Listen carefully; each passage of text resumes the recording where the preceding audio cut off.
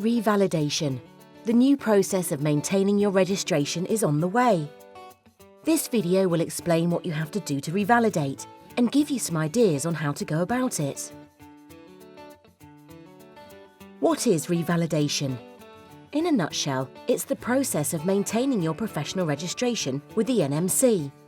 It starts in April 2016 and covers all the things midwives and nurses will need to do to revalidate and renew their registration with the NMC every 3 years.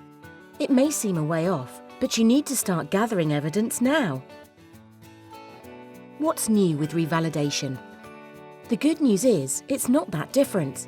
You'll be doing lots of it already, but you now need to make sure you understand the updated requirements and start gathering together your evidence. Don't wait until you are due to revalidate, record it as you do it. There are 8 different elements to the revalidation requirements. Midwives and nurses are already required to demonstrate that they have completed 450 hours of practice, or 900 hours if they are revalidating as both a nurse and a midwife. Under revalidation, you need to demonstrate that you meet the minimum requirements. It's very important that you record your practice hours, especially if you work part-time. The number of CPD hours stays the same. You need to complete 35 hours over the 3 years. The difference is that it must now include 20 hours of participatory learning. This covers any learning where you personally interact with other people. This might include attending conferences or workshops, professional discussions or meetings, or being supported through buddying and mentoring. The participatory approach has been included in recognition of the benefits of learning with and from others. Your individual learning hours can include reading and online study, such as courses on iLearn. Whether you're undertaking individual or participatory CPD, you will need to keep a record of the activity, how long you spent on it, and what you were doing. You will also need to reflect on the learning and its application to your practice. Practice-related feedback is new. You need to gather and include 5 pieces of feedback on your practice. This feedback can be directly about you, or could reflect the team in which you work. For example, this might include written feedback on your role in a practice activity, feedback within your appraisal, or feedback on the team you are part of. It can include verbal and written feedback from colleagues, women and families, tutors, or medical colleagues. It is useful to include both positive feedback and feedback that offers a critique of your practice and reflect on your role. As a midwife, you are required to reflect on the feedback. The NMC suggests you keep a note of how you used it to improve your practice.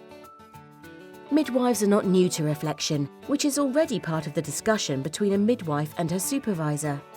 For revalidation, you need to prepare 5 pieces of written reflection. This can be reflection on a CPD activity, an instance of practice-related feedback, or an experience in your own professional practice. Reflective accounts can be on theory or practice. What's important is that you explore how your learning and development meet the NMC code. Once you have prepared your 5 written reflective pieces, you need to discuss these in a professional reflective discussion with a nurse or midwife who is on the current NMC register and should not be a friend. A record of the reflective discussion, signed by the other person, will form part of the evidence. There is no change to the health and character declaration. You will be required to confirm that you are fit to practice and that you don't have any convictions which need to be declared. All practitioners must now have indemnity insurance cover. It is your responsibility to make sure that you are covered. If you work in the NHS, then you should have insurance as part of your role, but you need to check this. Once you have collected all the evidence you need together, a confirmer signs to say that you have met the requirements to maintain your professional registration. This information will be used in your application to the NMC and needs to be available at the start of the month in which you are due to revalidate. How can iLearn help you with revalidation? Well, the iLearn website has more than 60 different courses which can be used towards your individual learning hours. All courses have a guide to how long they take to complete, include a reflective activity, and provide a certificate of completion which can be directly uploaded to your online portfolio on the i-folio website. i-folio is an online repository where you can store your information about your professional development and bring together all the elements needed for revalidation. i-folio is structured enough to support you in collecting the evidence and flexible enough for you to develop your own style whilst meeting NMC needs.